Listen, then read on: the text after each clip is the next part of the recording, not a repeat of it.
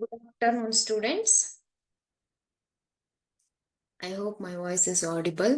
ನೋಡಿ, ನಾವು last class ಅಲ್ಲಿ ಮಾಡೆಲ್ ಕ್ವಶನ್ ಪೇಪರ್ ಡಿಸ್ಕಷನ್ ಅನ್ನ ಸ್ಟಾರ್ಟ್ ಮಾಡಿದ್ವಿ ಅಲ್ವಾ? ಇವತ್ತು ಕೂಡ ನಾವು ಆಲ್ರೆಡಿ ಏನ್ ಮಾಡಿದ್ದೇವೆ, ಫಿಸಿಕ್ಸ್ ಮತ್ತೆ ಕೆಮಿಸ್ಟ್ರಿ ಮಾಡೆಲ್ ಕ್ವಶನ್ ಪೇಪರ್ ಅನ್ನ ಫಿಸಿಕ್ಸ್ ಸೆಕ್ಷನ್ ಮತ್ತೆ ಕೆಮಿಸ್ಟ್ರಿ ಸೆಕ್ಷನ್ ಅನ್ನ ಸಾಲ್ವ್ ಮಾಡಿದ್ದೇವೆ ಅಲ್ವಾ? ಇವತ್ತಿನ ಕ್ಲಾಸ್ ಅಲ್ಲಿ ನಾವು ಜೀವ ವಿಜ್ಞಾನಕ್ಕೆ ಅಂದ್ರೆ ಬಯಾಲಜಿ ಕ್ವಶನ್ಸ್ ಅನ್ನ ಸಾಲ್ವ್ ಮಾಡ್ತಾ ಹೋಗೋಣ. ಐ ಹೋಪ್ ಎಲ್ರೂ ರೆಡಿ ಇದ್ದೀರಾ ಅಂತ ಅನ್ಕೊಳ್ತೇನೆ.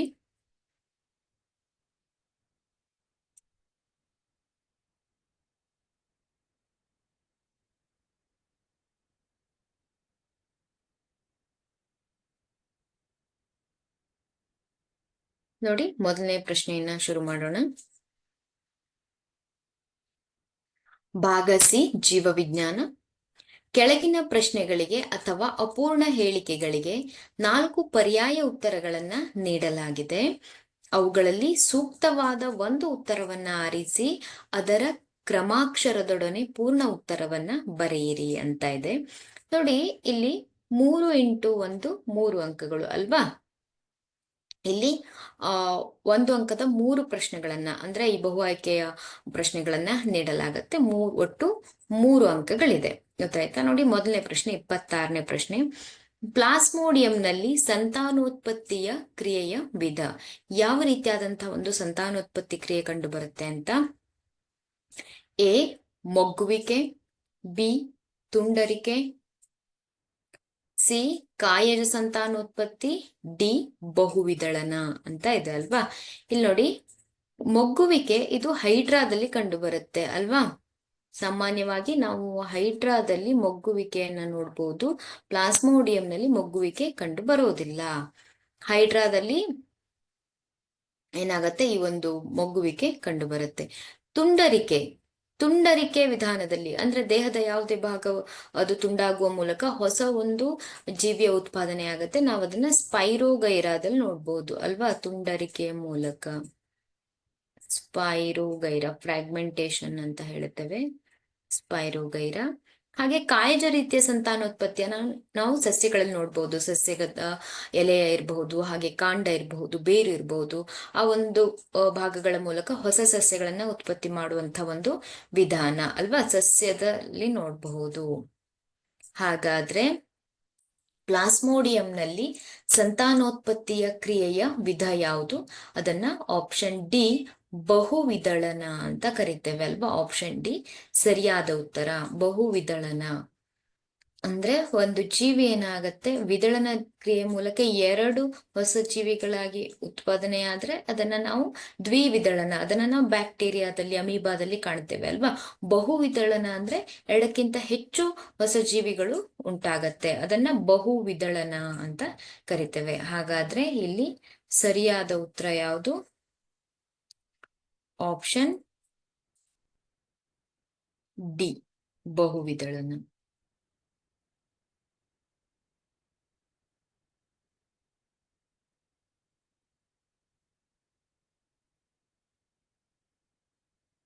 ನೆಕ್ಸ್ಟ್ ಕ್ವಶನ್ ನೋಡಿ. ಪೈರುವೇಟ್ ಕೋಶರಸದಲ್ಲಿ ಸ್ನಾಯುಗಳು, ಇಲ್ಲಿ ಎಕ್ಸ್ ಮತ್ತೆ ಶಕ್ತಿ ಉತ್ಪತ್ತಿಯಾಗಿದೆ. ಇಲ್ಲಿ ಎಕ್ಸ್ ಪ್ರತಿನಿಧಿಸುವುದು. ನೋಡಿ, ಗ್ಲುಕೋಸ್ ಏನಾಗತ್ತೆ ಅಂದ್ರೆ, ಗ್ಲುಕೋಸ್ ಅನ್ನುವಂಥದ್ದು ಏನಾಗತ್ತೆ, 6 ಕಾರ್ಬನ್ ಅಣುಗಳ ಸಂಯುಕ್ತ ಅಲ್ವಾ?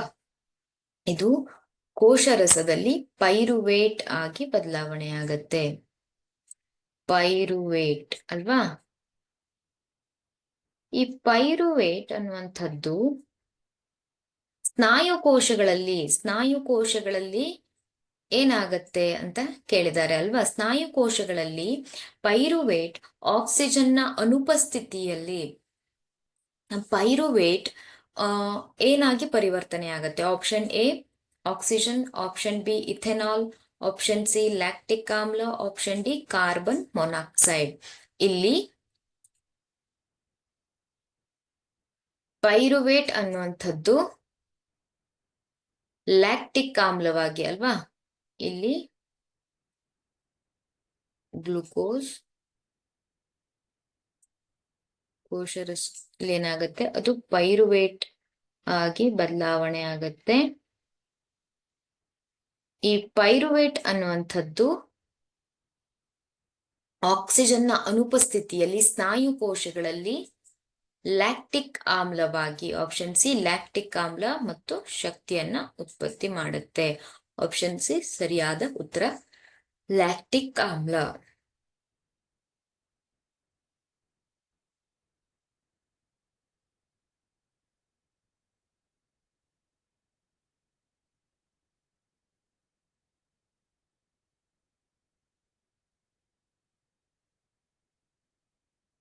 ನೆಕ್ಸ್ಟ್ ಕ್ವಶನ್ ನೋಡಿ.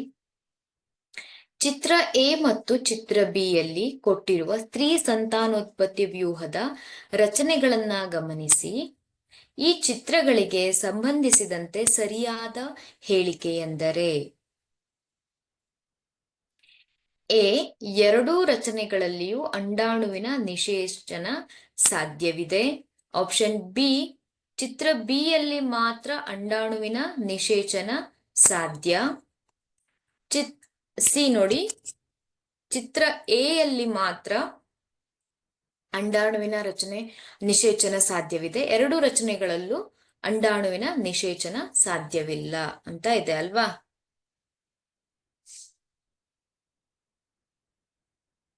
ಇಲ್ಲಿ ಚಿತ್ರ ಎ ಮತ್ತು ಚಿತ್ರ ಬಿ ಯನ್ನ ಗಮನಿಸಿ. ಇಲ್ಲಿ ನೋಡಿ, ಇಲ್ಲಿ ಗರ್ಭಕೋಶ ಇದೆ, ಹಾಗೆ ಇಲ್ಲಿ ಅಂಡಾಶಯ ಇದೆ ಅಲ್ವಾ. ಅಂಡಾಶಯದಲ್ಲಿ ಇಲ್ಲಿ ಅಂಡಾಣು ಉತ್ಪತ್ತಿ ಆಗತ್ತೆ. ಆದ್ರೆ ಇಲ್ಲಿ ಚಿತ್ರ ಬಿ ಅನ್ನ ನೋಡಿ, ಇಲ್ಲಿ ಅಂಡನಾಳವನ್ನ ಏನ್ ಮಾಡಿದ್ದಾರೆ, ಇಲ್ಲಿ ಏನಾಗತ್ತೆ, ಅಂಡಾಶಯದಲ್ಲಿ ಅಂಡಾಣು ಬಿಡುಗಡೆ ಆಗತ್ತೆ ಅಲ್ವಾ. ಬಿಡುಗಡೆಯಾದಂತ ಅಂಡಾಣು ಯಾವ ಒಂದು ಭಾಗವನ್ನ ತಲುಪಬೇಕು, ಅದು ಅಂಡನಾಳವನ್ನ ತಲುಪಬೇಕು. ಹಾಗೆ ಇಲ್ಲಿಂದ ಬರುವಂತ ಒಂದು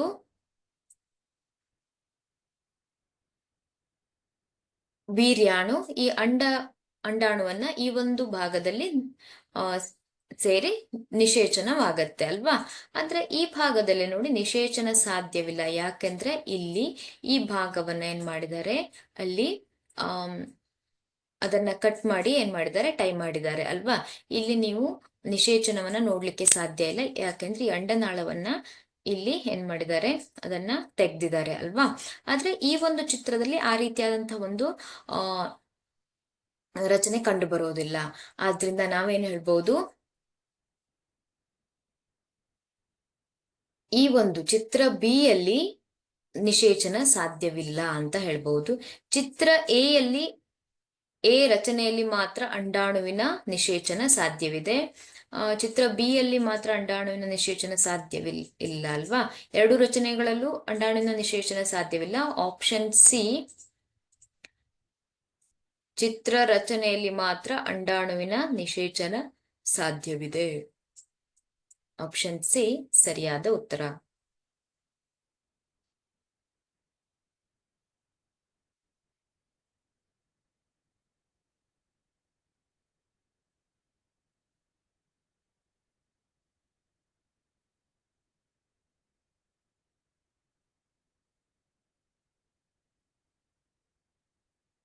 ನೆಕ್ಸ್ಟ್ ಕ್ವಶನ್ ನೋಡಿ. ತೆರೆದ ಪತ್ರರಂಧ್ರದ ಚಿತ್ರವನ್ನ ಬರೆಯಿರಿ ಅಂತ ಇದೆ. ತೆರೆದ ಪತ್ರರಂಧ್ರ ಹಾಗೆ ಮುಚ್ಚಿದ ಪತ್ರರಂಧ್ರ ಅಲ್ವಾ. ಇಲ್ಲಿ ನೋಡಿ, ಈ ಕೆಳಗಿನ ಪ್ರಶ್ನೆಗಳಿಗೆ ಉತ್ತರಿಸಿ ಅಂತ ಇದೆ. ಇದು 3 ಅಂಕ ಪ್ರಶ್ನೆಗಳನ್ನ ಕೇಳಲಾಗತ್ತೆ. 1 ಅಂಕದ 3 ಪ್ರಶ್ನೆಗಳು, ಒಟ್ಟು 3 ಅಂಕಗಳಿರತ್ತೆ. ಇಲ್ಲಿ ನೋಡಿ, ತೆರೆದ ಪತ್ರರಂಧ್ರದ ಚಿತ್ರವನ್ನ ಬರೆಯಿರಿ ಅಂತ ಇದೆ. ತೆರೆದ ಪತ್ರರಂಧ್ರದ ಚಿತ್ರವನ್ನ ಬರಿಬೇಕಾದ್ರೆ ಅಲ್ಲಿ 2 ರೀತಿಯಾದಂತಹ ಪತ್ರರಂಧ್ರವನ್ನ ನೀವು ತಿಳ್ಕೊಂಡಿದ್ರಿ ಅಲ್ವಾ. ತೆರೆದ ಪತ್ರರಂಧ್ರ ಹಾಗೆ ಮುಚ್ಚಿದ ಪತ್ರರಂಧ್ರ. ಈ 2 ಪತ್ರರಂಧ್ರದ ಚಿತ್ರವನ್ನ ಪ್ರಾಕ್ಟೀಸ್ ಮಾಡ್ಕೊಳ್ಳಿ. ನೋಡಿ, ಇಲ್ಲಿ ಚಿತ್ರವನ್ನ ಕೇವಲ 1 ಅಂಕಕ್ಕೆ ಕೇಳಿದ್ದಾರೆ. ಈ ಒಂದು ಚಿತ್ರ ಅಲ್ವಾ, ಈ ಚಿತ್ರವನ್ನ ಬಿಡಿಸ್ಬೇಕು. ಇದು ಮುಚ್ಚಿದ ಪತ್ರರಂಧ್ರವನ್ನ ಸೂಚಿಸುತ್ತೆ, ಇದು ತೆರೆದ ಪತ್ರರಂಧ್ರ ಈ ಒಂದು ಭಾಗದಲ್ಲಿ ಅಲ್ವಾ.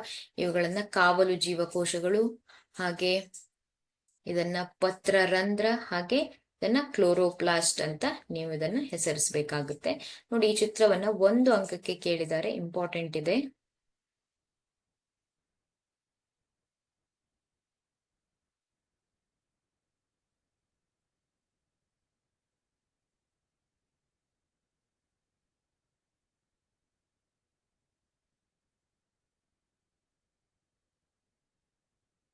ನೆಕ್ಸ್ಟ್ ಕ್ವಶನ್ ನೋಡಿ.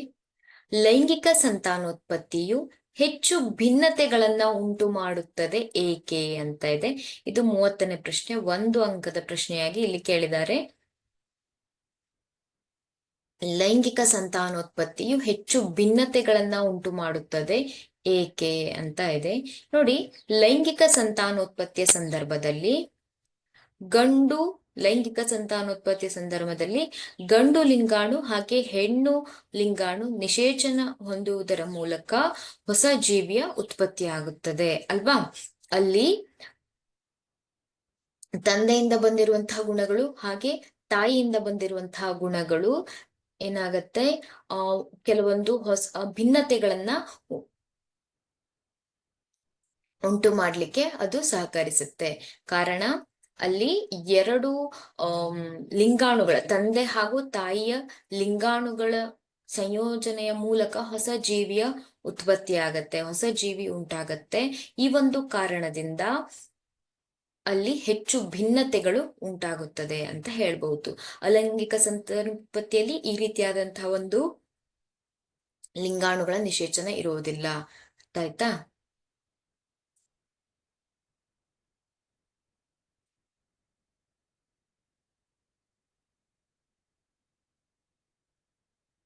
ನೋಡಿ, ಜೈವಿಕ ವಿಘಟನೀಯವಲ್ಲದ ವಸ್ತುಗಳ ಬಳಕೆಯನ್ನು ಮಿತಗೊಳಿಸಬೇಕು ಏಕೆ ಅಂತ ಇದೆ. ಇದು ಕೂಡ 1 ಅಂಕದ ಪ್ರಶ್ನೆ. ಜೈವಿಕ ವಿಘಟನೀಯವಿಲ್ಲದ ವಸ್ತುಗಳು ಅಂದ್ರೆ ವಿಘಟನೆ ಹೊಂದದಂತ ವಸ್ತುಗಳು ಅಲ್ವಾ. ಉದಾಹರಣೆಗೆ ಪ್ಲಾಸ್ಟಿಕ್ಗಳಿರಬಹುದು, ಹಾಗೆ ಫೈಬರ್ಗಳಿರಬಹುದು. ಕೆಲವೊಂದು ಪ್ಲಾಸ್ಟಿಕ್ಗಳು ಏನಾಗೋದಿಲ್ಲ, ಜೈವಿಕ ವಿಘಟನೀಯವಲ್ಲ. ಆ ಜೈವಿಕ ವಿಘಟನೀಯವಲ್ಲದ ವಸ್ತುಗಳು ಏನಾಗತ್ತೆ, ಭೂಮಿಯಲ್ಲಿ ಅದು ಹೆಚ್ಚಾಗಿ ನೀರಿನ ಮೂಲಗಳನ್ನ ಇರ್ಬೋದು, ಹಾಗೆ ಮಣ್ಣನ್ನ ಸೇರಿಕೊಂಡು ಅದು ಕೆಲವು ರೋಗಗಳನ್ನ ತರಲಿಕ್ಕೆ ಕಾರಣವಾಗತ್ತೆ. ಹಾಗೆ ಅಲ್ಲಿ ವಾಯು ಮಾಲಿನ್ಯ ಉಂಟಾಗ್ಲಿಕ್ಕೆ, ಪರಿಸರ ಮಾಲಿನ್ಯ ಉಂಟಾಗ್ಲಿಕ್ಕೆ ಅದು ಕಾರಣವಾಗತ್ತೆ. ಆದ್ದರಿಂದ ಈ ಒಂದು ಜೈವಿಕ ವಿಘಟನೀಯವಲ್ಲದ ವಸ್ತುಗಳ ಬಳಕೆಯನ್ನ ಮಿತಗೊಳಿಸಬೇಕು ಅಂತ ಹೇಳಬಹುದು. ಇದು ಪರಿಸರ ಮಾಲಿನ್ಯಕ್ಕೆ ಕಾರಣವಾಗುತ್ತದೆ. ಈ ಒಂದು ಕಾರಣದಿಂದ ಜೈವಿಕ ವಿಘಟನೀಯವಲ್ಲದ ವಸ್ತುಗಳ ಬಳಕೆಯನ್ನ ಮಿತಗೊಳಿಸಲೇಬೇಕು.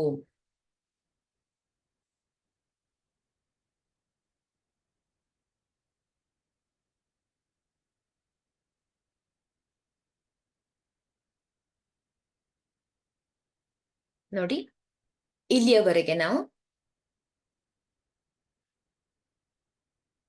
1 ಅಂಕದ 3 ಪ್ರಶ್ನೆಗಳನ್ನ ಸಾಲ್ವ್ ಮಾಡಿದ್ವಿ ಅಲ್ವಾ. ಇಲ್ಲಿ ನಿಮ್ಗೆ ಯಾವುದೇ ರೀತಿಯಾದಂತ ಆಪ್ಷನ್ಸ್ ಇರೋದಿಲ್ಲ, ಅಂತ ಆಪ್ಷನ್ಸ್ ಇರೋದಿಲ್ಲ. ಆದ್ರೆ ನೀವು 2 ಅಂಕ ಹಾಗೆ 3 ಅಂಕದಲ್ಲಿ ಈ ರೀತಿಯಾದಂತ ಆಪ್ಷನ್ಸ್ ನಿಮ್ಗೆ ಸಿಗತ್ತೆ. ನೋಡಿ, ಈಗ 2 ಅಂಕದ 2 ಪ್ರಶ್ನೆಗಳನ್ನ ಕೇಳಲಾಗಿದೆ, ಒಟ್ಟು 4 ಅಂಕಗಳು. ಈ ಕೆಳಗಿನ ಪ್ರಶ್ನೆಗಳಿಗೆ ಉತ್ತರಿಸಿ ಅಂತ ಇದೆ. ಓಝೋನ್ ಪದರವು ಹೇಗೆ ಉಂಟಾಗಿದೆ? ಓಝೋನ್ ಪದರದ ರಕ್ಷಣೆ ಅತ್ಯಗತ್ಯವಾಗಿದೆ ಏಕೆ? ಕಾರಣಗಳನ್ನ ಕೊಡಿ ಅಂತ ಇದೆ. ಇದು 2 ಅಂಕದ ಪ್ರಶ್ನೆ. ಓಝೋನ್ ಪದರವು ಹೇಗೆ ಉಂಟಾಗಿದೆ? ಓಝೋನ್ ಪದರದ ರಕ್ಷಣೆ ಅತ್ಯಗತ್ಯವಾಗಿದೆ ಏಕೆ ಅಂತ ಪ್ರಶ್ನೆಯನ್ನ ಸರಿಯಾಗಿ ಅರ್ಥ ಮಾಡ್ಕೊಳ್ಳಿ. ಇಲ್ಲಿ ವಾತಾವರಣದಲ್ಲಿರುವಂತಹ ಆಕ್ಸಿಜನ್ O2 ಇರುತ್ತೆ ಅಲ್ವಾ, O2 ಅಣುಗಳು, ಪರಮಾಣುಗಳು ಏನಾಗತ್ತೆ, ಅವು ಸೂರ್ಯನಿಂದ ಬರುವಂತಹ ಒಂದು ನೇರಳಾತೀತ ವಿಕಿರಣಗಳಿಂದ ಅವು ಅಣುಗಳಾಗಿ ವಿಭಜನೆಯಾಗತ್ತೆ. ಆ ವಿಭಜನೆಯಾದಂತಹ ಅಣುಗಳು ಆಕ್ಸಿಜನ್ ಅಣುಗಳೊಂದಿಗೆ ಸೇರಿ, ನೋಡಿ O2 ಅಲ್ವಾ, ಇದೇನಾಗತ್ತೆ, ಅಣುಗಳನ್ನ ಉತ್ಪತ್ತಿ ಮಾಡುತ್ತೆ, ಆಕ್ಸಿಜನ್ ಅಣುಗಳನ್ನ. ಈ ಆಕ್ಸಿಜನ್ O2 ಅಣುಗಳು ಈ ಒಂದು ಆಕ್ಸಿಜನ್ ಪರಮಾಣುವಿನ ಜೊತೆ ಸೇರಿಕೊಂಡು ಇಲ್ಲಿ O3 ಓಝೋನ್ ಉಂಟಾಗತ್ತೆ. ಗೊತ್ತಾಯ್ತಾ? ಈ ರೀತಿಯಾಗಿ ಓಝೋನ್ ಉಂಟಾಗತ್ತೆ. ಈ ಓಝೋನ್ ನಮಗೆ ಅತ್ಯಗತ್ಯ ಏಕೆ ಅಂತ ಇದೆ ಅಲ್ವಾ. ಈ ಓಝೋನ್ ಪದರ ಅದು ಭೂಮಿಯ ವಾಯುಮಂಡಲದ ಸುತ್ತಲೂ ಇರುವಂತಹ ಒಂದು ಪದರ ಅಲ್ವಾ. ಅದು ಸೂರ್ಯನಿಂದ ಬರುವಂತಹ ನೇರಳಾತೀತ ಕಿರಣಗಳು ಭೂಮಿಯನ್ನ ತಲುಪದಂತೆ ಅದು ತಡೆ ಹಿಡಿಯುತ್ತೆ. ಸೊ ಈಗ ಅಕಸ್ಮಾತ್ ಆಗಿ ಆ ಒಂದು ನೇರಳಾತೀತ ಕಿರಣಗಳು ಭೂಮಿಯನ್ನ ತಲುಪಿದ್ರೆ ಅಲ್ಲಿ ಮನುಷ್ಯರಲ್ಲಿ ಚರ್ಮದ ಕ್ಯಾನ್ಸರ್ ಇರಬಹುದು, ಹಾಗೆ ಸಸ್ಯಗಳಲ್ಲಿ ಬೇರೆ ಬೇರೆ ರೋಗಗಳನ್ನ ತರಲು ಅದು ಕಾರಣವಾಗತ್ತೆ. ಆ ಒಂದು ಕಾರಣದಿಂದ ಓಝೋನ್ ಪದರದ ರಕ್ಷಣೆ ಅತ್ಯಗತ್ಯವಾಗಿದೆ ಅಂತ ಹೇಳ್ತೇವೆ. ನೋಡಿ, ಓಝೋನ್ ಎಂಬುದು ವಾತಾವರಣದ ಉನ್ನತ ಸ್ತರದಲ್ಲಿ ನೇರಳಾತೀತ ವಿಕಿರಣವು ಆಕ್ಸಿಜನ್ ಅಣು ಓಟುವಿನ ಜೊತೆ ವರ್ತಿಸಿ ಉಂಟಾದ ಒಂದು ಸಂಯುಕ್ತವಾಗಿದೆ. ಹೆಚ್ಚಿನ ತೀವ್ರತೆಯ ನೇರಳಾತೀತ ವಿಕಿರಣಗಳು ಕೆಲವು ಆಕ್ಸಿಜನ್ ಅಣುಗಳನ್ನ, ಓಟು ಅಣುಗಳನ್ನ ಆಕ್ಸಿಜನ್ ಪರಮಾಣುಗಳಾಗಿ, ನಾನು ಹೇಳ್ದೆ ಅಲ್ವಾ, ಆಕ್ಸಿಜನ್ ಈ ಓಟು ಅಣುಗಳನ್ನ ನೇರಳಾತೀತ ಯುವಿ ರೇಡಿಯೇಷನ್ ಅಂತ ಹೇಳ್ತೇವೆ, ನೇರಳಾತೀತ ಕಿರಣಗಳು ಆಕ್ಸಿಜನ್ ಅಣುಗಳಾಗಿ ವಿಭಜಿಸುತ್ತವೆ. ನಂತರ ಈ ಪರಮಾಣುಗಳು ಆಕ್ಸಿಜನ್ ಅಣುಗಳೊಂದಿಗೆ ಸೇರಿ ಈ ಕೆಳಗಿನಂತೆ ಓಝೋನ್ ರೂಪುಗೊಳ್ಳುತ್ತದೆ. ನೋಡಿ, ಇಲ್ಲಿ ಒಂದು ಸಮೀಕರಣದ ರೂಪದಲ್ಲಿ ನಾವಿದನ್ನ ಹೇಳ್ಬಹುದು. ಇಲ್ಲಿ O2 ಅನ್ನುವಂಥದ್ದು ಯುವಿ ರೇಡಿಯೇಷನ್ ಅಲ್ವಾ, ನೇರಳಾತೀತ ಕಿರಣಗಳಿಂದ ಆಕ್ಸಿಜನ್ ಪರಮಾಣುಗಳಾಗಿ ವಿಭಜನೆಯಾಗುತ್ತೆ. ಆಕ್ಸಿಜನ್ ಪರಮಾಣು ಆಕ್ಸಿಜನ್ ಅಣುವಿನೊಂದಿಗೆ ಸೇರಿ ಓಝೋನ್ O3, ಸೂತ್ರ O3 ಅಂತ ಹೇಳ್ತೇವೆ ಅಲ್ವಾ, ಮಾಲಿಕ್ಯುಲರ್ ಫಾರ್ಮುಲಾ O3 ಅಂತ ಹೇಳ್ತೇವೆ. ಈ ರೀತಿಯಾಗಿ ಓಝೋನ್ ಉಂಟಾಗಿದೆ. ಹಾಗೆ ಇದು ಸೌರ ಬೆಳಕಿನಿಂದ ಬರುವ ನೇರಳಾತೀತ ವಿಕಿರಣದಿಂದ ಭೂಮಿಯ ಮೇಲ್ಮೈಯನ್ನ ರಕ್ಷಿಸುತ್ತದೆ. ಹಾಗೆ ಈ ನೇರಳಾತೀತ ವಿಕಿರಣ ಜೀವಿಗಳಿಗೆ ಹೆಚ್ಚು ಹಾನಿಕಾರಕವಾಗಿದೆ. ಉದಾಹರಣೆಗೆ ಇದು ಮಾನವರಲ್ಲಿ ಚರ್ಮದ ಕ್ಯಾನ್ಸರ್ ಉಂಟು ಮಾಡುತ್ತದೆ. ಇಲ್ಲಿ ಭೂಮಿಯ ಮೇಲ್ಮೈಯನ್ನ ರಕ್ಷಣೆ ಮಾಡುತ್ತೆ. ಹಾಗೆ ಈ ಒಂದು ನೇರಳಾತೀತ ವಿಕಿರಣವು ಮಾನವರಲ್ಲಿ ಚರ್ಮದ ಕ್ಯಾನ್ಸರ್ ಅನ್ನ ಉಂಟು ಮಾಡಬಹುದು. ಈ ಒಂದು ಕಾರಣದಿಂದ ಓಝೋನ್ ನ ರಕ್ಷಣೆ ಅತ್ಯಗತ್ಯವಾಗಿದೆ.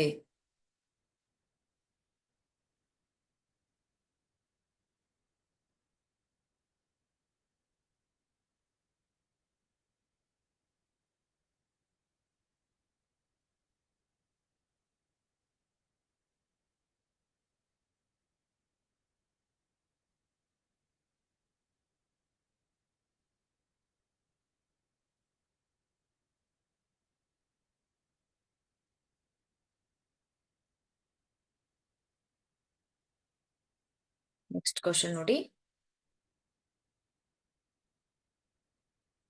ಈ ಪ್ರಶ್ನೆಗೆ ಅಥವಾ ಅಂತ ಇದೆ. ಜಲ ಪರಿಸರ ವ್ಯವಸ್ಥೆಯ, ಇದು ಕೂಡ 2 ಅಂಕದ ಪ್ರಶ್ನೆ, ಆಹಾರ ಸರಪಳಿಗೆ ಒಂದು ಉದಾಹರಣೆಯನ್ನ ಕೊಡಿ. 3ನೇ ಪೋಷಣಾ ಸ್ತರದಲ್ಲಿರುವ ಜೀವಿಗಳ ಸಂಖ್ಯೆಯು ಹೆಚ್ಚಾದರೆ ಇದು ಆಹಾರ ಸರಪಳಿಯ ಮೇಲೆ ಹೇಗೆ ಪರಿಣಾಮವನ್ನ ಬೀರುತ್ತದೆ ಅಂತ ಇದೆ ಅಲ್ವಾ. ಇಲ್ಲಿ ಜಲ ಪರಿಸರ ವ್ಯವಸ್ಥೆಯ ಒಂದು ಆಹಾರ ಸರಪಳಿಗೆ ಉದಾಹರಣೆ ಕೊಡ್ಬೇಕು. ನೋಡಿ, ಜಲ ಪರಿಸರ ವ್ಯವಸ್ಥೆಯಲ್ಲಿ ಶೈವಲಗಳನ್ನ ನಾವು ಉತ್ಪಾದಕರು ಅಂತ ಹೇಳ್ತೇವೆ ಅಲ್ವಾ.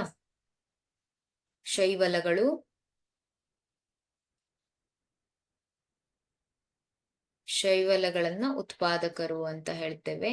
ಹಾಗೆ ಇಲ್ಲಿ ಇರುವಂತಹ ಡಿಂಬಕಗಳು ಅಲ್ವಾ,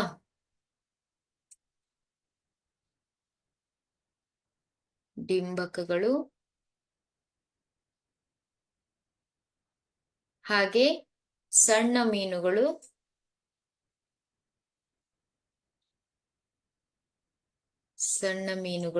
ಹಾಗೆ ದೊಡ್ಡ ಮೀನುಗಳು ಅಲ್ವಾ. ಈ ರೀತಿಯಾಗಿ ನಾವೊಂದು ಆಹಾರ ಸರಪಳಿಯನ್ನ ಬರಿಬಹುದು. ಶೈವಲಗಳು ಉತ್ಪಾದಕರು ಅಂತ ಹೇಳ್ತೇವೆ. ಹಾಗೆ ಡಿಂಬಕಗಳನ್ನ ತಿಂದು ಬದುಕುವಂತ ಸಣ್ಣ ಮೀನುಗಳು, ಹಾಗೆ ಅವುಗಳನ್ನ ತಿಂದು ಬದುಕುವಂತ ದೊಡ್ಡ ಮೀನು. ಇದೊಂದು ಆಹಾರ ಸರಪಳಿ, ಜಲ ಪರಿಸರ ವ್ಯವಸ್ಥೆಯ ಆಹಾರ ಸರಪಳಿ ಅಂತ ಹೇಳ್ತೇವೆ. ಇಲ್ಲಿ ನೋಡಿ,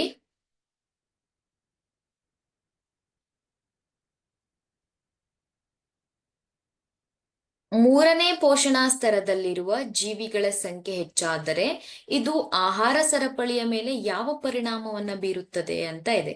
ಇಲ್ಲಿ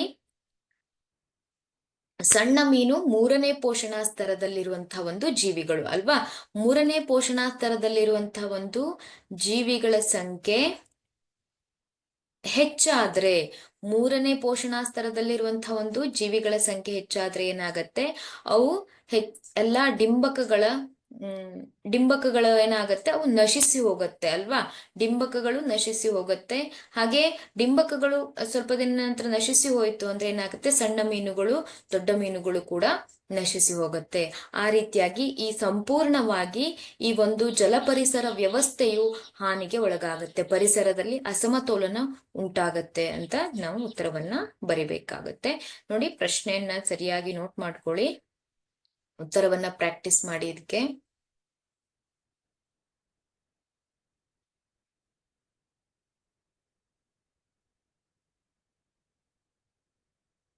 ನೆಕ್ಸ್ಟ್ ಕ್ವಶನ್ ನೋಡಿ, ದುಂಡಾದ ಬೀಜವನ್ನ ಉತ್ಪಾದಿಸುವ ಕ್ಯಾಪಿಟಲ್ ಆರ್ ಅಂತ ಕೊಟ್ಟಿದ್ದಾರೆ ಬಟಾಣಿ ಸಸ್ಯವನ್ನ ಸುಕ್ಕಾದ ಬೀಜವನ್ನ ಉತ್ಪಾದಿಸುವ ಆರ್ ಬಟಾಣಿ ಸಸ್ಯದೊಂದಿಗೆ ಸಂಕರಣಗೊಳಿಸಲಾಗಿದೆ.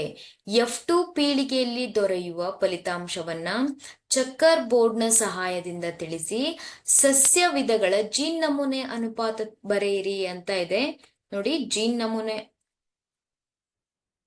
ಅನುಪಾತವನ್ನು ಕೂಡ ಬರಿಬೇಕಾಗತ್ತೆ. ಇಲ್ಲಿ ಮೊದಲನೇದಾಗಿ ದುಂಡಾದ ಬೀಜವನ್ನ ಉತ್ಪಾದಿಸುವಂತ ಸಸ್ಯ ಅಲ್ವಾ. ದುಂಡಾದ ಬೀಜವನ್ನ ಉತ್ಪಾದಿಸುವ ಸಸ್ಯ ಅಂತ ಬರೀರಿ. ಅದರ ಒಂದು ಜೀನ್ ನಮೂನೆ ಏನಾಗಿರುತ್ತೆ, ಆರ್ ಆಗಿರುತ್ತೆ. ಹಾಗೆ ಸುಕ್ಕಾದ ಬೀಜವನ್ನ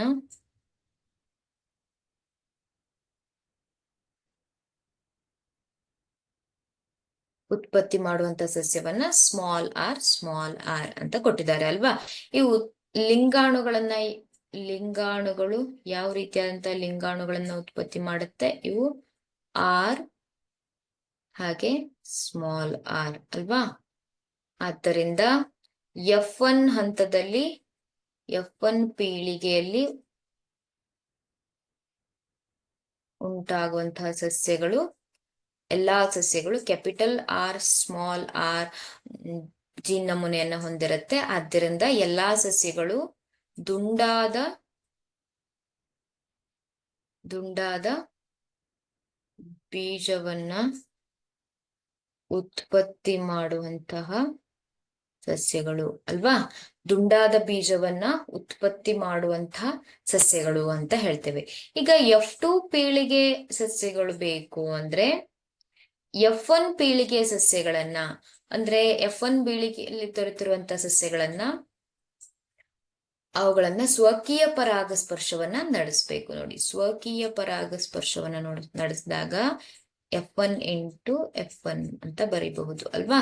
ಸ್ವಕೀಯ ಪರಾಗಸ್ಪರ್ಶವನ್ನ ನಡೆಸಿದಾಗ F2 ಪೀಳಿಗೆ, ನೋಡಿ ಇಲ್ಲಿ ಕಂಟಿನ್ಯೂ ಮಾಡ್ತೇನೆ, F2 ಪೀಳಿಗೆ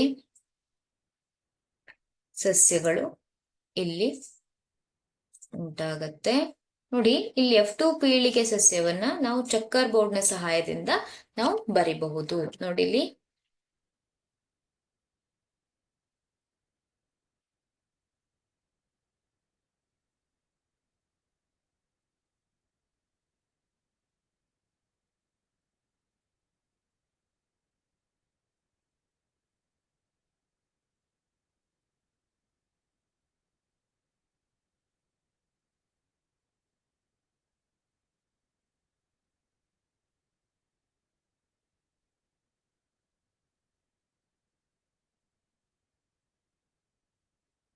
ಇಲ್ಲಿ ಇಲ್ಲಿ ಉತ್ಪಾದನೆ ಆಗುವಂತ ಲಿಂಗಾಣುಗಳು ಕ್ಯಾಪಿಟಲ್ ಆರ್ ಹಾಗೆ ಸ್ಮಾಲ್ ಆರ್ ಅಲ್ವಾ.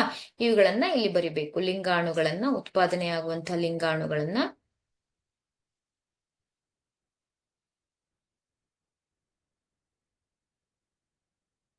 ಇಲ್ಲಿ ಬರೀರಿ, ಕ್ಯಾಪಿಟಲ್ ಆರ್ ಸ್ಮಾಲ್ ಆರ್ ಅಲ್ವಾ.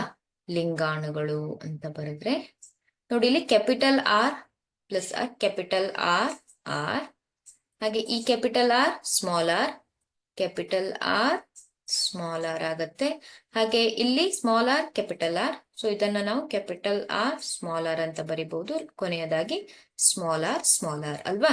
ಇಲ್ಲಿ ನೋಡಿ, ಈ 4 ರೀತಿಯಾದಂತಹ ಸಸ್ಯಗಳು ಉತ್ಪಾದನೆ ಆಗಿದೆ. ಕ್ಯಾಪಿಟಲ್ ಆರ್ ಇದು ದುಂಡಾದ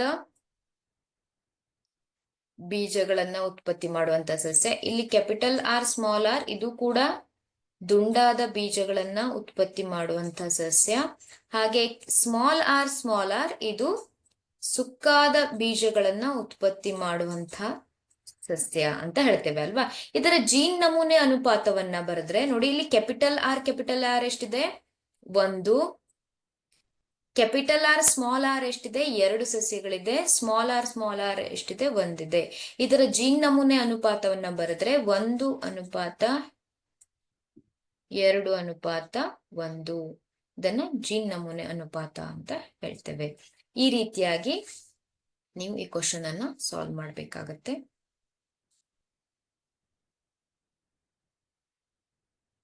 ನೆಕ್ಸ್ಟ್ ಕ್ವಶನ್ ನೋಡಿ, ಮಾನವನಲ್ಲಿ ಮಗುವಿನ ಲಿಂಗವು ಹೇಗೆ ನಿರ್ಧರಿತವಾಗುತ್ತದೆ? ಮಾನವನಲ್ಲಿ ಮಗುವಿನ ಲಿಂಗವು ಹೇಗೆ ನಿರ್ಧರಿತವಾಗುತ್ತದೆ ಅಂತ ಇದೆ ನೋಡಿ. ಇದು 3 ಅಂಕದ ಪ್ರಶ್ನೆ. 3 ಅಂಕದ 3 ಪ್ರಶ್ನೆಗಳನ್ನ ಕೇಳಲಾಗತ್ತೆ. ಒಟ್ಟು 9 ಅಂಕಗಳು. ಇಲ್ಲಿ ಮಾನವನಲ್ಲಿ ಒಟ್ಟು 23 ಜೊತೆ ಕ್ರೋಮೋಸೋಮ್ಗಳಿದ್ದು ಅವುಗಳಲ್ಲಿ 22 ಜೊತೆ ಕ್ರೋಮೋಸೋಮ್ಗಳಲ್ಲಿ ಗಂಡು ಮತ್ತೆ ಹೆಣ್ಣಿನಲ್ಲಿ ಒಂದೇ ರೀತಿಯಾಗಿರುತ್ತೆ. ಆದರೆ ಗಂಡಿನಲ್ಲಿ 23ನೇ ಜೊತೆ ಕ್ರೋಮೋಸೋಮ್ ಏನಿದೆ ಅಲ್ವಾ, ಅದು XY ಕ್ರೋಮೋಸೋಮ್ ಇದ್ದರೆ ಹೆಣ್ಣಿನಲ್ಲಿ XX ಕ್ರೋಮೋಸೋಮ್ ಇರುತ್ತೆ. ಹಾಗೆ ಈ ಲಿಂಗಾಣುಗಳನ್ನ ಉತ್ಪಾದನೆ ಮಾಡುವಂತಹ ಸಂದರ್ಭದಲ್ಲಿ ಗಂಡು ಲಿಂಗಾಣು X ಕ್ರೋಮೋಸೋಮ್ಗಳನ್ನ ಹೊಂದಿರಬಹುದು ಅಥವಾ Y ಕ್ರೋಮೋಸೋಮ್ ಅನ್ನ ಹೊಂದಿರಬಹುದು. ಆದರೆ ಹೆಣ್ಣು ಲಿಂಗಾಣು ಯಾವಾಗಲೂ X ಕ್ರೋಮೋಸೋಮ್ ಅನ್ನ ಹೊಂದಿರುತ್ತದೆ. ಹೆಣ್ಣು ಲಿಂಗಾಣುವಿನಲ್ಲಿ ಯಾವಾಗಲೂ X ಕ್ರೋಮೋಸೋಮ್ ಇರುತ್ತದೆ. ಆದ್ದರಿಂದ ಗಂಡು ಲಿಂಗಾಣುವಿನಲ್ಲಿ ಯಾವ ಒಂದು ಕ್ರೋಮೋಸೋಮ್ ಇದೆ ಅನ್ನೋದರ ಆಧಾರದ ಮೇಲೆ ಈ ಒಂದು ಮಗುವಿನ ಲಿಂಗವು ನಿರ್ಧರಿತವಾಗುತ್ತದೆ. ಈಗ ಎಕ್ಸ್ ಕ್ರೋಮೋಸೋಮ್ನೊಂದಿಗೆ ನಿಷೇಚನಗೊಂಡರೆ ಅಲ್ಲಿ ಏನಾಗತ್ತೆ? ಅಲ್ಲಿ ಮಗುವಿನ ಲಿಂಗ ಹೆಣ್ಣಾಗತ್ತೆ. ಈಗ ಗಂಡು ಲಿಂಗಾಣುವಿನಲ್ಲಿ Y ಕ್ರೋಮೋಸೋಮ್ ಇದ್ದರೆ ಮಗುವಿನ ಲಿಂಗ ಅದು ಗಂಡಾಗತ್ತೆ. ಈ ರೀತಿಯಾಗಿ ಮಾನವನಲ್ಲಿ ಮಗುವಿನ ಲಿಂಗವು ನಿರ್ಧರಿತವಾಗಿರುತ್ತೆ. ತುಂಬಾ ಇಂಪಾರ್ಟೆಂಟ್ ಆಗಿರೋ ಕ್ವಶನ್, ತುಂಬಾ ರಿಪೀಟ್ ಆಗಿ ಕೇಳಿರುವಂತ ಪ್ರಶ್ನೆ. ಮಾನವನಲ್ಲಿ ಮಗುವಿನ ಲಿಂಗವು ಹೇಗೆ ನಿರ್ಧರಿತವಾಗುತ್ತದೆ? ತುಂಬಾ ಇಂಪಾರ್ಟೆಂಟ್ ಆಗಿರುವಂತ ಪ್ರಶ್ನೆ.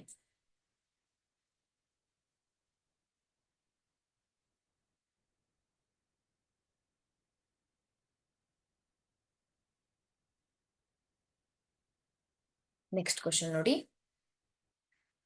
ಮುಂದಿನ ಪೀಳಿಗೆಯ ಪ್ರಜನನ ಕೋಶಗಳಿಗೆ ಪೋಷಕ ಜೀವಿಯ ಗುಣಗಳು ಸ್ವತಂತ್ರವಾಗಿ ಅನುವಂಶೀಯವಾಗುತ್ತವೆ ಎಂದು ಮೆಂಡಲನ ಪ್ರಯೋಗಗಳು ಹೇಗೆ ತೋರಿಸುತ್ತವೆ? ಮುಂದಿನ ಪೀಳಿಗೆಯ ಪ್ರಜನನ ಕೋಶಗಳಿಗೆ ಪೋಷಕ ಜೀವಿಯ ಗುಣಗಳೇನಾಗತ್ತೆ? ಸ್ವತಂತ್ರವಾಗಿ ಅನುವಂಶೀಯವಾಗತ್ತೆ. ಇದನ್ನ ಮೆಂಡಲರ ದ್ವಿತಳೀಕರಣ ಪ್ರಯೋಗದ ಮೂಲಕ ವಿವರಿಸಬೇಕು ಅಲ್ವಾ.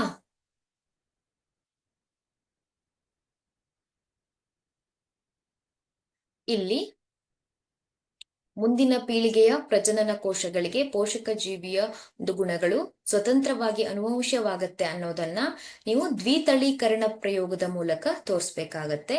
ಇಲ್ಲಿ ಮೆಂಡಲರ ದ್ವಿತಳೀಕರಣ ಪ್ರಯೋಗದಲ್ಲಿ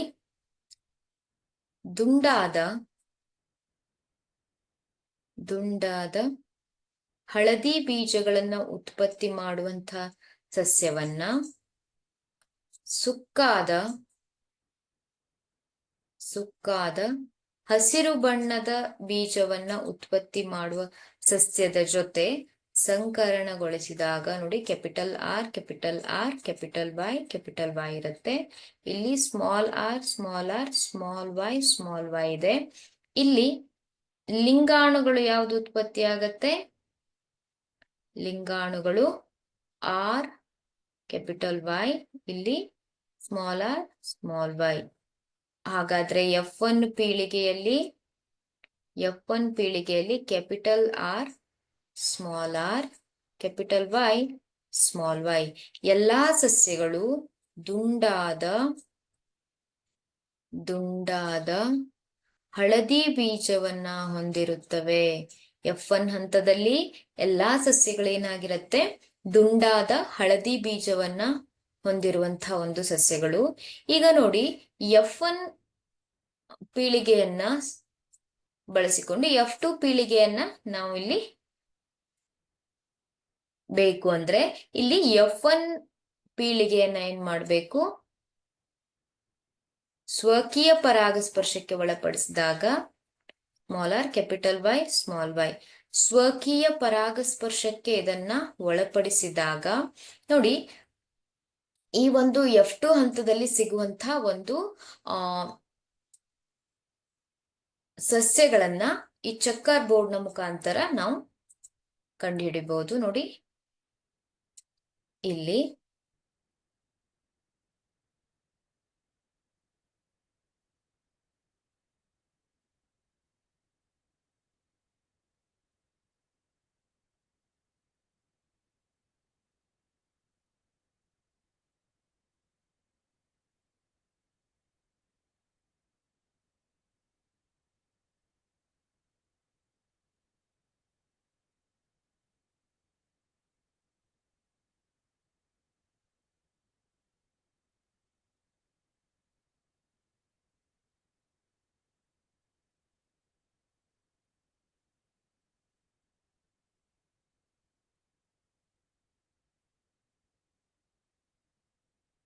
ನೋಡಿ ಲಿಂಗಾಣುಗಳನ್ನ ಈ ಒಂದು ಭಾಗದಲ್ಲಿ ಬರೀತೇನೆ. ಲಿಂಗಾಣುಗಳು ಗೊತ್ತಾಯ್ತಾ?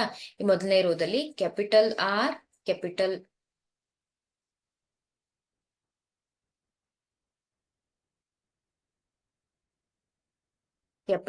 R capital Y, capital R small Y, small R capital Y, small R small Y. ಇಲ್ಲಿ ಈ ರೀತಿಯಾದಂತಹ ಒಂದು ಲಿಂಗಾಣುಗಳಿರುತ್ತೆ. ಇಲ್ಲೂ ಕೂಡ ಅದೇ ರೀತಿಯಾಗಿ ಬರೀಬೇಕು. Capital R capital Y, capital R small Y, small R capital Y, small R small Y ಅಲ್ವಾ? ನೋಡಿ, ಇಲ್ಲಿ ಈ ಎರಡನ್ನ ಸೇರಿಸಿ ಬರೀಬೇಕು. ಮೊದಲನೇದಾಗಿ ಈ ಒಂದು ಲಿಂಗಾಣುವನ್ನ ಈ 4 ಲಿಂಗಾಣುಗಳ ಜೊತೆ ಸೇರಿಸಿ ಬರೀಬೇಕು. ನೋಡಿ, capital R capital R capital Y ಅಲ್ವಾ? ಇಲ್ಲೂ capital R capital Y small Y, ಇಲ್ಲಿ capital R small R capital Y. ಇಲ್ಲೂ ಕೂಡ ದುಂಡಾದ ಹಳದಿ ಬೀಜದ ಸಸ್ಯಗಳು, ಬೀಜವನ್ನ ಉತ್ಪತ್ತಿ ಮಾಡುವಂತ ಸಸ್ಯಗಳು ಉಂಟಾಗಿದೆ. ಇಲ್ಲೂ ಕೂಡ ನೋಡಿ, capital R small R capital Y small Y ಅಲ್ವಾ? ನೋಡಿ, ಎರಡನೇ ಹಂತದಲ್ಲಿ ನೋಡಿ, capital R capital Y small Y. ಇಲ್ಲೂ ಕೂಡ ದುಂಡಾದ ಹಳದಿ ಬೀಜದ ಸಸ್ಯಗಳು. ಇಲ್ಲಿ ಮೂರನೇ ಹಂತದಲ್ಲಿ ನೋಡಿ, ಕ್ಯಾಪಿಟಲ್ ಆರ್ ಸ್ಮಾಲ್ ವೈ ಇದೆ. ಇಲ್ಲಿ ಏನಾಗಿದೆ, ಇಲ್ಲಿ ದುಂಡಾದ ಹಸಿರು ಬಣ್ಣದ ಬೀಜಗಳನ್ನ ಉತ್ಪತ್ತಿ ಮಾಡ್ತಾ ಇದೆ. ನೋಡಿ, ನೆಕ್ಸ್ಟ್ ನೋಡಿ, capital R small R capital Y small Y. ಇಲ್ಲೂ ಕೂಡ ದುಂಡಾದ ಹಳದಿ ಬೀಜಗಳು. ಕೊನೆಯದಾಗಿ ನೋಡಿ, capital R capital small Y. ಇಲ್ಲೂ ಕೂಡ ಆರ್ ಇದೆ, ದುಂಡಾದ ಹಸಿರು ಬೀಜಗಳನ್ನ ಉತ್ಪತ್ತಿ ಮಾಡ್ತಾ ಇದೆ ಅಲ್ವಾ? ಈ ಒಂದು ಹಂತದಲ್ಲಿ ನೋಡಿ, capital R small R capital Y. ಇಲ್ಲೂ ಕೂಡ ದುಂಡಾದ ಹಳದಿ ಬಣ್ಣದ ಬೀಜಗಳು ಉತ್ಪತ್ತಿ ಆಗ್ತಾ ಇದೆ. ಹಾಗೆ capital R small R capital Y small Y. ಇಲ್ಲೂ ಕೂಡ ದುಂಡಾದ ಹಳದಿ ಸಸ್ಯಗಳು. Small R capital Y. ಇಲ್ಲಿ ನೋಡಿ, ಇಲ್ಲಿ ಸುಕ್ಕಾದ ಹಳದಿ ಬಣ್ಣದ ಬೀಜಗಳು ಉಂಟಾಗಿದೆ. ಹಾಗೆ ಕೊನೆಯದಾಗಿ ನೋಡಿ, ಇಲ್ಲಿ small R capital Y small Y. ಇಲ್ಲೂ ಕೂಡ ಸುಕ್ಕಾದ ಹಳದಿ ಬಣ್ಣದ ಸಸ್ಯಗಳು ಉಂಟಾಗಿದೆ. ಕೊನೆಯದಾಗಿ ಇಲ್ಲಿ capital R small R capital Y small Y. ಇಲ್ಲೂ ಕೂಡ ದುಂಡಾದ ಹಳದಿ ಬಣ್ಣದ ಸಸ್ಯಗಳು. ಇಲ್ಲಿ ಕ್ಯಾಪಿಟಲ್ ಆರ್ ಸ್ಮಾಲ್ ವೈ. ಇಲ್ಲಿ ಏನಾಗಿದೆ, ಇಲ್ಲೂ ಕೂಡ ದುಂಡಾದ ಹಸಿರು ಬಣ್ಣದ ಸಸ್ಯಗಳು ಉಂಟಾಗಿದೆ. ಹಾಗೆ ಇಲ್ಲಿ ನೋಡಿ small R capital Y small Y. ಇಲ್ಲೂ ಕೂಡ ಸುಕ್ಕಾದ ಹಳದಿ ಬಣ್ಣದ ಸಸ್ಯಗಳು ಉಂಟಾಗಿದೆ. ಕೊನೆಯದಾಗಿ ಸುಕ್ಕಾದ ಹಸಿರು ಬಣ್ಣದ ಸಸ್ಯಗಳು ಅಲ್ವಾ. ಇಲ್ಲಿ ನೋಡಿ ಈ ಪ್ರತಿಯೊಂದು ಗುಣಗಳೇನಾಗಿದೆ F2 ಪೀಳಿಗೆಯಲ್ಲಿ ಏನಾಗಿದೆ, ಸ್ವತಂತ್ರವಾಗಿದೆ ಅಲ್ವಾ. ಇಲ್ಲಿ ದುಂಡಾದ ಹಳದಿ ಬಣ್ಣದ ಸಸ್ಯಗಳು ಉಂಟಾಗಿದೆ, ಸುಕ್ಕಾದ ಹಸಿರು ಬಣ್ಣದ ಸಸ್ಯಗಳು ಕೂಡ ಉಂಟಾಗಿದೆ. ಅದರ ಜೊತೆ ದುಂಡಾದ ಹಸಿರು ಬಣ್ಣದ ಸಸ್ಯಗಳು, ಇಲ್ಲಿ ನೋಡಿ ಕ್ಯಾಪಿಟಲ್ ಆರ್, ಇಲ್ಲಿ 3 ಸಸ್ಯಗಳು ಅಲ್ವಾ. ಹಾಗೆ ಸುಕ್ಕಾದ ಹಳದಿ ಬಣ್ಣದ ಸಸ್ಯಗಳು, ಅವು ಕೂಡ 3 ಉಂಟಾಗಿದೆ ಅಲ್ವಾ. ಈ ಒಂದು ಪ್ರಯೋಗದಿಂದ ನಾವೇನ್ ಹೇಳ್ಬಹುದು, ದ್ವಿತಳೀಕರಣ ಪ್ರಯೋಗದಿಂದ ಏನ್ ಹೇಳ್ಬಹುದು, ಇಲ್ಲಿ ಗುಣಗಳು ಸ್ವತಂತ್ರವಾಗಿ ಅನುವಂಶೀಯವಾಗುತ್ತದೆ ಅಂತ ಹೇಳಬಹುದು. ನೆಕ್ಸ್ಟ್ ಕ್ವಶನ್ ನೋಡಿ. ನಿರ್ದಿಷ್ಟ ದಿಕ್ಕಿನ ಕಡೆಗೆ ಬಳ್ಳಿ ಸಸ್ಯಗಳ ತೋರಿಕೆ ಚಲನೆಯಲ್ಲಿ ಸ್ಪರ್ಶಾನುವರ್ತನೆ ಹಾಗೆ ರಾಸಾಯನಿಕ ಅನುವರ್ತನೆಗಳು ಹೇಗೆ ಸಮನ್ವಯಗೊಂಡಿದೆ? ನೋಡಿ, ದ್ಯುತಿ ಅನುವರ್ತನೆಯ ಮೂಲಕ ಏನಾಗತ್ತೆ, ಆ ಒಂದು ಬಳ್ಳಿಯ ತುದಿ ಬೆಳಕಿನ ಕಡೆಗೆ ಬೆಳವಣಿಗೆ ಹೊಂದಲಿಕ್ಕೆ ಸಹಾಯ ಆಗತ್ತೆ. ಸ್ಪರ್ಶ, ಬಳ್ಳಿ ಏನಾಗ್ಬೇಕು, ಒಂದು ಆಧಾರ ಸ್ತಂಭಕ್ಕೆ ಅದು ಹೊಂದಿಕೊಂಡು ಬೆಳೆಯುತ್ತೆ ಅಲ್ವಾ. ಆ ಸ್ಪರ್ಶದ ಮೂಲಕ ಏನಾಗತ್ತೆ, ಅದು ತನ್ನ ಗಟ್ಟಿಯಾಗಿ ಆ ಒಂದು ಭಾಗಕ್ಕೆ ಹೊಂದಿಕೊಂಡು ಬೆಳೆಯಲಿಕ್ಕೆ ಸಹಾಯ ಆಗತ್ತೆ. ಹಾಗೆ ರಾಸಾಯನಿಕ ಅನುವರ್ತನೆಗಳು, ಕೆಲವೊಂದು ರಾಸಾಯನಿಕಗಳು ಏನ್ ಮಾಡುತ್ತೆ, ಸಸ್ಯದ ಬೆಳವಣಿಗೆ ಸರಿಯಾದ ರೀತಿಯಲ್ಲಿ ಉಂಟಾಗ್ಲಿಕ್ಕೆ ಅಲ್ಲಿ ಸಹಾಯ ಮಾಡುತ್ತೆ. ನೆಕ್ಸ್ಟ್ ಕ್ವಶನ್ ನೋಡಿ. ನಮ್ಮ ದೇಹದಲ್ಲಿ ಇನ್ಸುಲಿನ್, ಈಸ್ಟ್ರೋಜನ್ ಮತ್ತು ಥೈರಾಕ್ಸಿನ್ ಹಾರ್ಮೋನ್ಗಳ ಪಾತ್ರವೇನು ಅಂತ ಇದೆ. ನಮ್ಮ ದೇಹದಲ್ಲಿ ಇನ್ಸುಲಿನ್, ಈಸ್ಟ್ರೋಜನ್ ಮತ್ತು ಥೈರಾಕ್ಸಿನ್ ಹಾರ್ಮೋನುಗಳ ಪಾತ್ರವೇನು ಅಂತ ಇದೆ ಅಲ್ವಾ. ಇಲ್ಲಿ ಇನ್ಸುಲಿನ್ ನಮ್ಮ ದೇಹದಲ್ಲಿ ರಕ್ತದ ಸಕ್ಕರೆ ಮಟ್ಟವನ್ನ ನಿಯಂತ್ರಿಸುತ್ತೆ. ರಕ್ತದ ಸಕ್ಕರೆ ಮಟ್ಟವನ್ನ ನಿಯಂತ್ರಿಸಲಿಕ್ಕೆ ಸಹಾಯ ಮಾಡುತ್ತೆ. ಹಾಗೆ ಈಸ್ಟ್ರೋಜನ್ ಹೆಣ್ಣಿನಲ್ಲಿ ಋತುಚಕ್ರ ಉಂಟಾಗ್ಲಿಕ್ಕೆ ಕಾರಣ, ಋತುಚಕ್ರ ಉಂಟಾಗಲು ಹಾಗೆ ಹೆಣ್ಣಿನಲ್ಲಿ ಬೆಳವಣಿಗೆ ಹೊಂದಲಿಕ್ಕೆ, ದೇಹದ ಭಾಗಗಳ ಸೆಕೆಂಡರಿ ಸೆಕ್ಷುವಲ್ ಕ್ಯಾರೆಕ್ಟರ್ಸ್ ಅಂತ ನಾವು ಹೇಳ್ತೇವೆ ಅಲ್ವಾ, ಆ ಒಂದು ದೇಹದ ಬೆಳವಣಿಗೆ ಹೊಂದಲಿಕ್ಕೆ ಸಹಾಯವಾಗಿದೆ. ಹಾಗೆ ಥೈರಾಕ್ಸಿನ್ ಹಾರ್ಮೋನ್ ದೇಹದ ಚಯಾಪಚಯ ಕ್ರಿಯೆಯನ್ನ ನಿಯಂತ್ರಿಸುತ್ತೆ. ಚಯಾಪಚಯ ಕ್ರಿಯೆ, ಕೊಬ್ಬು ಇರಬಹುದು, ಕಾರ್ಬೋಹೈಡ್ರೇಟ್ ಇರಬಹುದು, ಪ್ರೋಟೀನ್ ನ ಚಯಾಪಚಯ ಕ್ರಿಯೆಗಳನ್ನ ನಿಯಂತ್ರಿಸುತ್ತೆ. ನೋಡಿ, ಇಲ್ಲಿ 3 ಹಾರ್ಮೋನ್ಗಳ ಪಾತ್ರವನ್ನ ಕೇಳಿದ್ದಾರೆ. ಅದು 3 ಅಂಕಗಳ ಪ್ರಶ್ನೆ.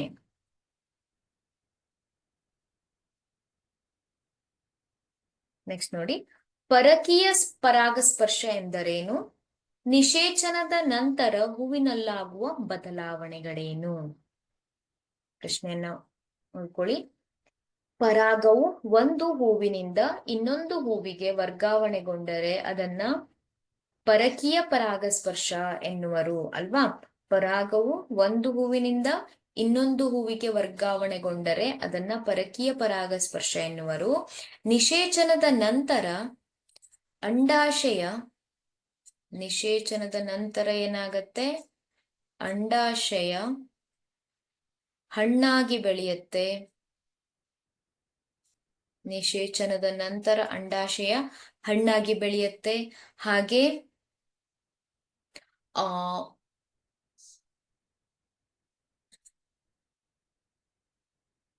ಸಸ್ಯ ದಳಗಳು ಹಾಗೆ ಸಸ್ಯದ ಉಳಿದ ಭಾಗಗಳೇನಾಗತ್ತೆ, ಉದುರಿ ಹೋಗುತ್ತೆ ಅಲ್ವಾ. ಅಲ್ಲಿರುವಂತಹ ಒಂದು ಅಂಡಾಶಯ ಹಣ್ಣಾಗಿ ಬೆಳೆಯುತ್ತೆ. ಹಾಗೆ ಓವ್ಯೂಲ್ಸ್ ಅಂತ ನಾವೇನ್ ಕರಿತೇವೆ, ಅದು ಬೀಜವಾಗಿ ಪರಿವರ್ತನೆ ಆಗತ್ತೆ.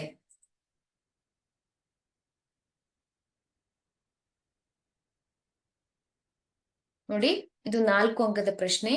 ಮಾನವನ ಮಿದುಳಿನ ರಚನೆಯನ್ನ ತೋರಿಸುವ ಚಿತ್ರವನ್ನ ಬರೆದು ಈ ಕೆಳಗಿನ ಭಾಗಗಳನ್ನ ಗುರುತಿಸಿ ಅಂತ. ಮಹಾಮಸ್ತಿಷ್ಕ, ಅನುಮಸ್ತಿಷ್ಕ ತುಂಬಾ ಇಂಪಾರ್ಟೆಂಟ್ ಆಗಿರುವಂತ ಪ್ರಶ್ನೆ. ಮಾನವನ ಮಿದುಳಿನ ಚಿತ್ರವನ್ನ ರಿಪೀಟೆಡ್ ಆಗಿ ಕೇಳ್ತಾ ಇರ್ತಾರೆ. ಈ ಒಂದು ಚಿತ್ರವನ್ನ ನೀವು ಪ್ರಾಕ್ಟೀಸ್ ಮಾಡ್ಕೊಳ್ಬೇಕು. ನೆಕ್ಸ್ಟ್ ನೋಡಿ, 38ನೇ ಪ್ರಶ್ನೆ. ಇದು 5 ಅಂಕದ ಪ್ರಶ್ನೆ. ಮಾನವನಲ್ಲಿ ಸಣ್ಣ ಕರುಳಿನಲ್ಲಿ ಜರುಗುವ ಜೀರ್ಣಕ್ರಿಯೆಯ ಪ್ರಕ್ರಿಯೆಯನ್ನ ವಿವರಿಸಿ. ನಮ್ಮ ದೇಹದಲ್ಲಿ ಇಮ್ಮಡಿ ರಕ್ತ ಪರಿಚಲನೆಯ ಪ್ರಾಮುಖ್ಯತೆಯನ್ನ ತಿಳಿಸಿ. ಕ್ಸೈಲಂ ಅಂಗಾಂಶ ಮತ್ತು ಫ್ಲೋಯಂ ಅಂಗಾಂಶಗಳ ನಡುವಣ ವ್ಯತ್ಯಾಸವೇನು ಅಂತ ಇದೆ ಅಲ್ವಾ. ಒಟ್ಟು 5 ಅಂಕದ ಪ್ರಶ್ನೆ. ನೋಡಿ, ಮಾನವನ ಸಣ್ಣ ಕರುಳಿನಲ್ಲಿ ಯಾವ ರೀತಿಯಾಗಿ ಜೀರ್ಣಕ್ರಿಯೆ ನಡೆಯುತ್ತೆ ಅನ್ನೋದನ್ನ ವಿವರಿಸಬೇಕು. ಮೊದಲನೇದಾಗಿ ಏನಾಗತ್ತೆ, ಸಣ್ಣ ಕರುಳಿನಲ್ಲಿ 3 ಹಂತದಲ್ಲಿ ನಡೆಯುತ್ತೆ ಅಲ್ವಾ. ಮೊದಲನೇ ಹಂತದಲ್ಲಿ ಏನಾಗತ್ತೆ, ಪಿತ್ತರಸ, ಪಿತ್ತಕೋಶದಿಂದ ಬಿಡುಗಡೆಯಾಗುವಂತ ಬೈಲ್ ಜ್ಯೂಸ್ ಅಂತ ನಾವೇನ್ ಹೇಳ್ತೇವೆ ಅಲ್ವಾ. ಪಿತ್ತರಸ ಏನ್ ಮಾಡತ್ತೆ, ಸಣ್ಣ ಕರುಳಿನಿಗೆ ಅದು ತಲುಪಿ ಸಣ್ಣ ಕರುಳಿನಲ್ಲಿರುವಂತಹ ಕೊಬ್ಬಿನ ದುಂಡು ಕಣಗಳ ಮೇಲೆ ಅದು ವರ್ತನೆ ಮಾಡುತ್ತೆ. ಕೊಬ್ಬಿನ ದುಂಡು ಕಣಗಳನ್ನ, ದೊಡ್ಡ ದೊಡ್ಡ ದುಂಡು ಕಣಗಳ ರೂಪದಲ್ಲಿರುವಂತಹ ಕೊಬ್ಬನ್ನ ಚಿಕ್ಕ ಚಿಕ್ಕ ದುಂಡು ಕಣಗಳಾಗಿ ಪರಿವರ್ತನೆ ಮಾಡುತ್ತೆ. ಚಿಕ್ಕ ಚಿಕ್ಕ ದುಂಡು ಕಣಗಳಾಗಿ ಅದನ್ನ ಪರಿವರ್ತನೆ ಮಾಡುತ್ತೆ. ಈ ಕೊಬ್ಬಿನ ದುಂಡು ಕಣಗಳನ್ನ ಈ ಒಂದು ಕಿಣ್ವಗಳು ಅವುಗಳನ್ನ ಜೀರ್ಣಿಸ್ಲಿಕ್ಕೆ ಸಾಧ್ಯ ಇಲ್ಲ. ಆದ್ರಿಂದ ಪಿತ್ತರಸದ ಸಹಾಯದಿಂದ ಇದು ಉಂಟಾಗತ್ತೆ. ಎರಡನೇದಾಗಿ ಮೇದೋಜೀರಕ ರಸ ಏನ್ ಮಾಡತ್ತೆ, ಮೇದೋಜೀರಕ ಗ್ರಂಥಿಯಿಂದ ಬಿಡುಗಡೆಯಾಗತ್ತೆ. ಈ ಮೇದೋಜೀರಕ ರಸದಲ್ಲಿರುವಂತಹ ಕಿಣ್ವಗಳಾದಂತಹ ಲೈಪೇಸ್ ಕಿಣ್ವ ಕೊಬ್ಬನ್ನ ಜೀರ್ಣಗೊಳಿಸ್ಲಿಕ್ಕೆ ಸಹಾಯ ಮಾಡುತ್ತೆ. ಚಿಕ್ಕ ಚಿಕ್ಕ ದುಂಡು ಕಣಗಳ ರೂಪದಲ್ಲಿರುವಂತಹ ಕೊಬ್ಬನ್ನ ಇದು ಮುಂದೆ ಜೀರ್ಣಕ್ರಿಯೆಯನ್ನ ನಡೆಸುತ್ತೆ. ಹಾಗೆ ಟ್ರಿಪ್ಸಿನ್ ಅನ್ನುವಂತಹ ಕಿಣ್ವ ಪ್ರೋಟೀನ್ ಅನ್ನ ಜೀರ್ಣಗೊಳಿಸ್ಲಿಕ್ಕೆ ಸಹಾಯ ಮಾಡುತ್ತೆ.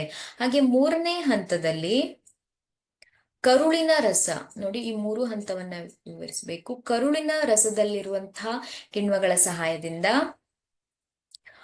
ಅಂತಿಮವಾಗಿ ಕಾರ್ಬೋಹೈಡ್ರೇಟ್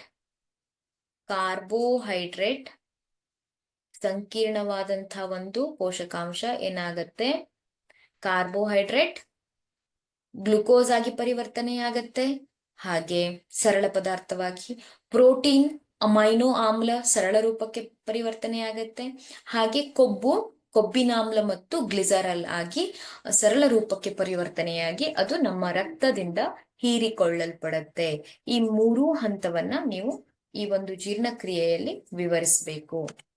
ನೆಕ್ಸ್ಟ್ ನೋಡಿ, ನಮ್ಮ ದೇಹದಲ್ಲಿ ಇಮ್ಮಡಿ ರಕ್ತ ಪರಿಚಲನೆ ಪ್ರಾಮುಖ್ಯತೆಯನ್ನ ತಿಳಿಸಿ ಅಂತ ಇದೆ.